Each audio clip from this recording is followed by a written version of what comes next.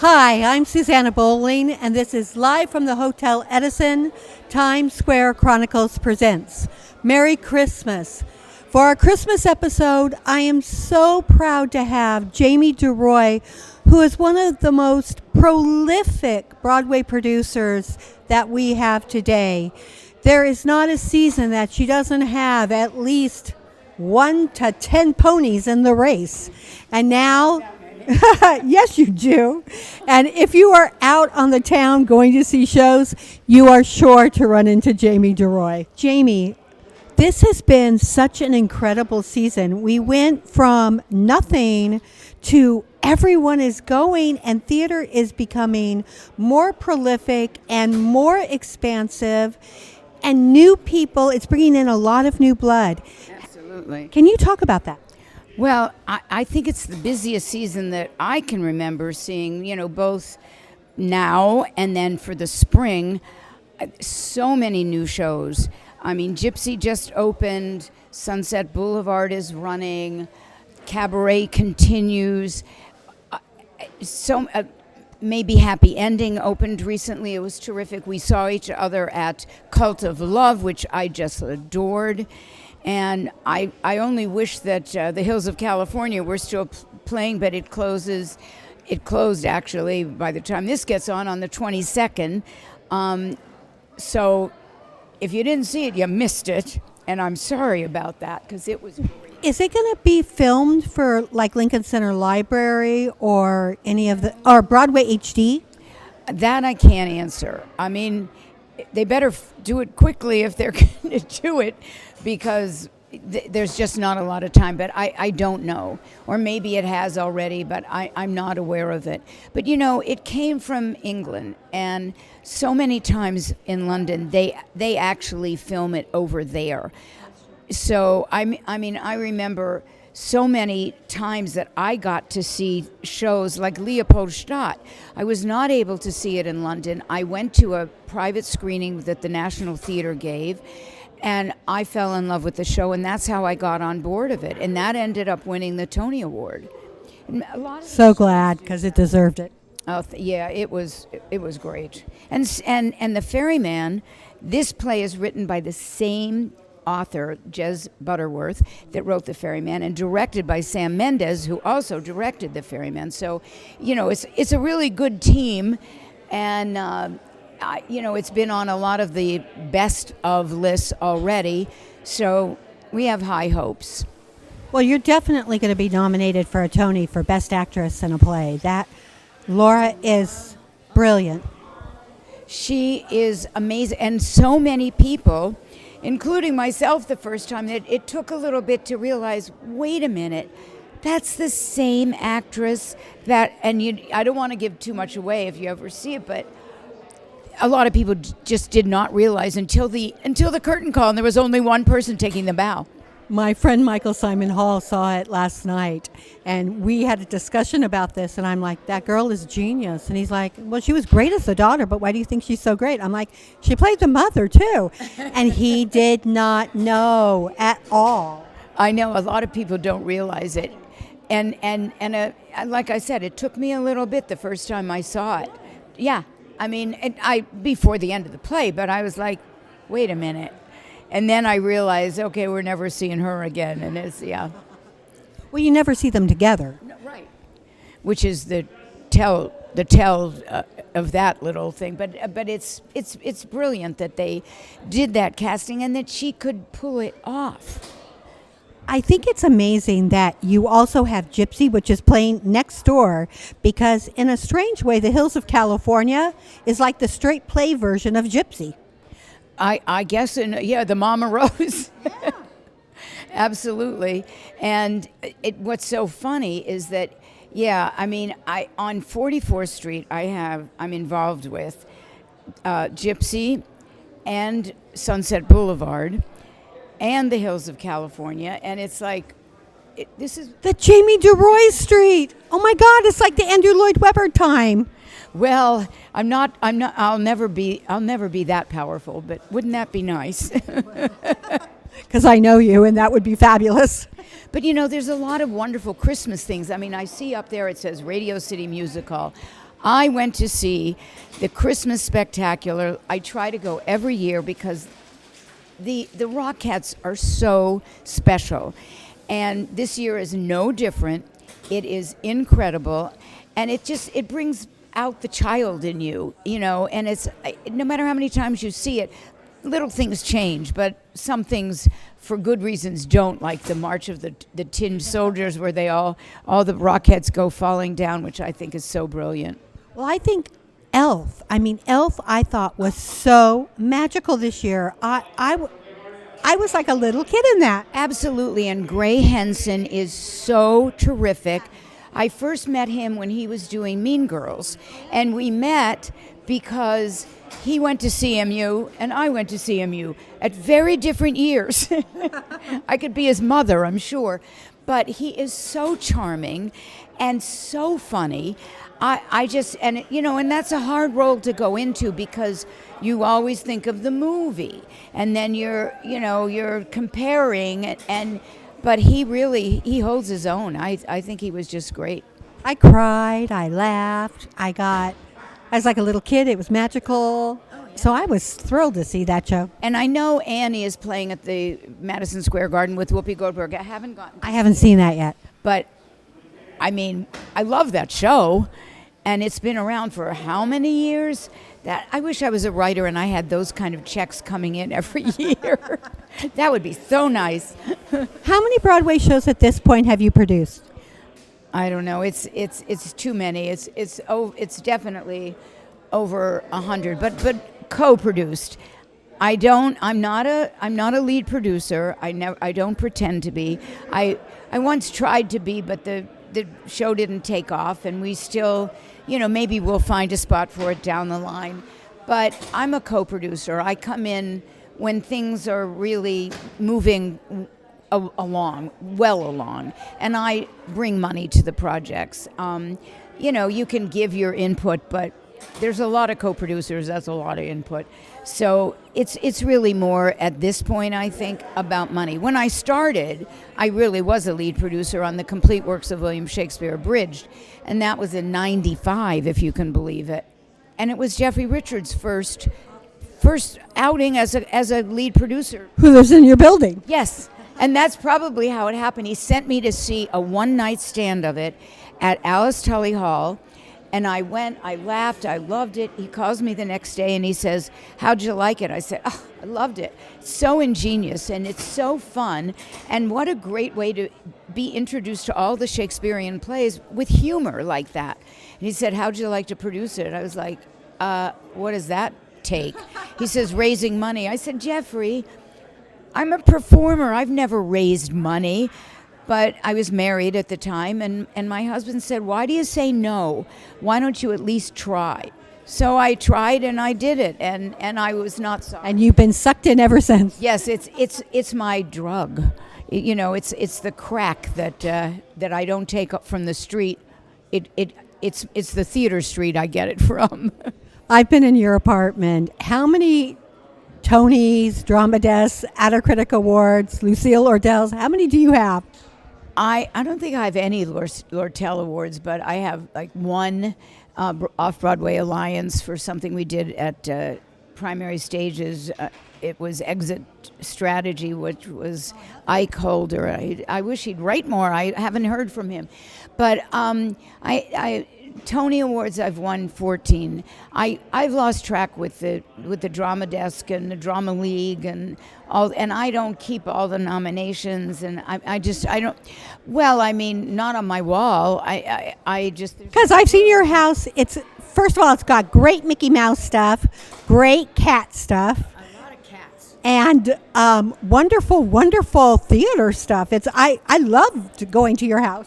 Thanks. Well, my mother was an artist, so, I started with art, and then it sort of morphed into all these little things, and it's a disease. You have one cat, and there's this wonderful artist that my mother turned me on to many years ago. I think it was about 1973, from Fontana Gallery in Philadelphia. His name was Leo Sewell, and he makes things out of found objects. So I have a seated woman, and her leg will be like the back is a xylophone. It's a bat. It's all kinds of things. But there's just stuff everywhere.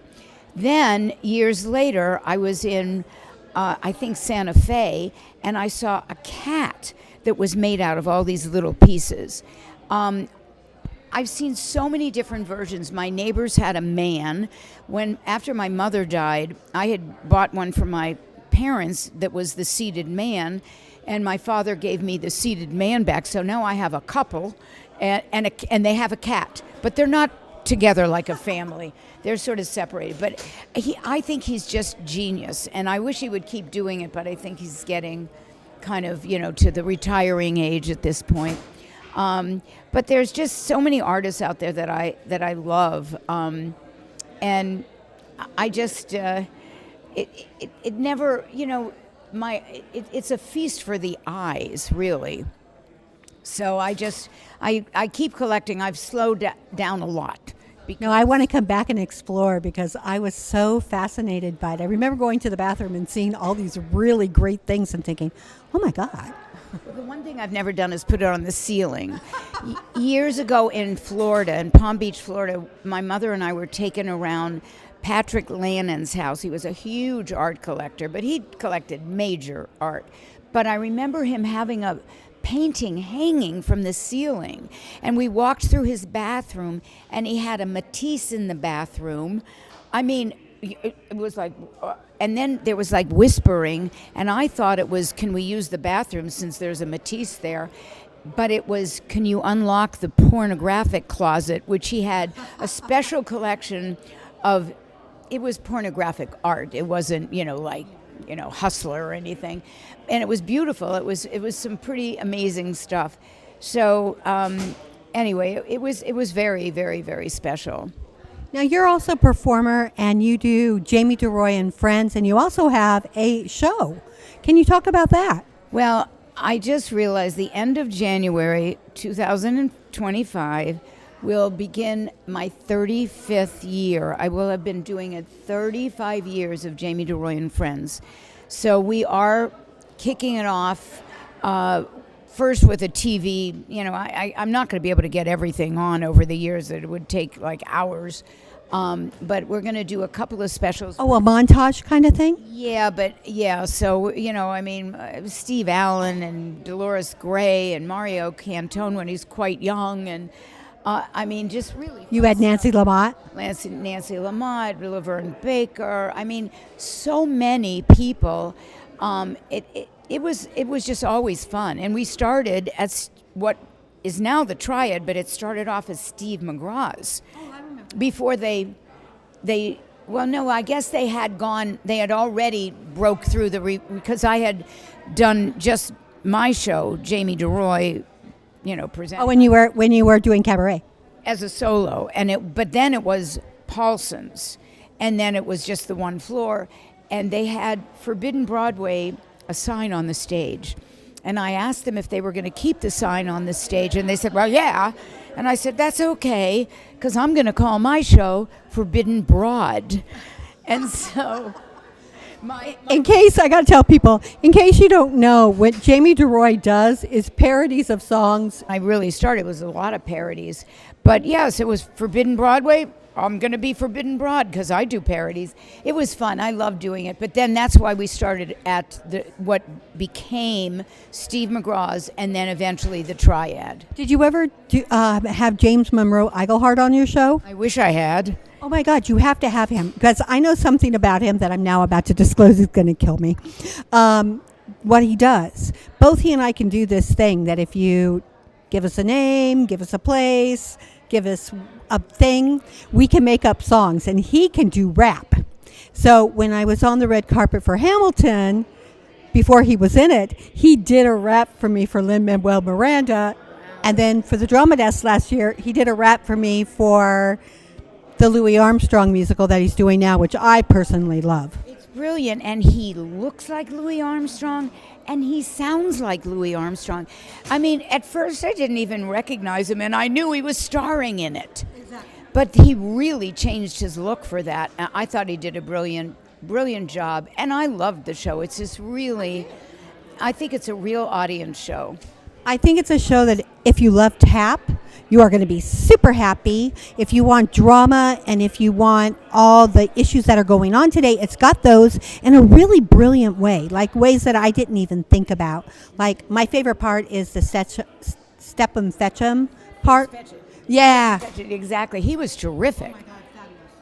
Yeah, and I mean, I guess I didn't even realize some of that stuff because maybe, I knew him. I didn't know him personally, but I mean, I knew his work. But after Step and Fetch It. So I wasn't aware of that, but oh my God, I thought, oof, it's terrific. And playing at Studio 54, so. I wish I wasn't aware of it, but because I grew up in LA and because my father was an agent and did things, there were things that I knew about that I thought everybody knew, and they don't.